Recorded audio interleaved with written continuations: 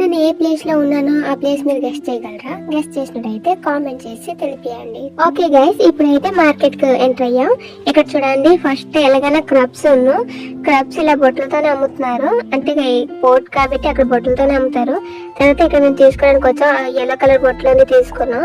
అదంతా తెలుసా 800 మాత్రమే. లాస్ట్ టైం పోర్ట్ కి వెళ్ళినప్పుడు నేను బోట్ ఎక్కానంటే మా ఆయన వద్దన్నారు. ఈసారి ఎలాగైనా ఎక్కాలని పట్టుబట్టాను. ఓకే అన్నారు. ఫైనల్ ఎక్కాను, కానీ భయం వేసింది. అక్కడ గట్టిగా ఖాళీ అన్నారు, జారిపోతామని. సో చాలా జాగ్రత్తగా లోన్కి అయితే వెళ్ళిపోయాను. ఇది వెడ్నెస్డే కాబట్టి ఎక్కువగా బోట్లు లేవు, తక్కువగా ఉన్నాయి. అన్ని వెళ్ళినాయి. మళ్ళీ సాటర్డే రిటర్న్ అవుతాయంట అక్కడ చెప్పారు.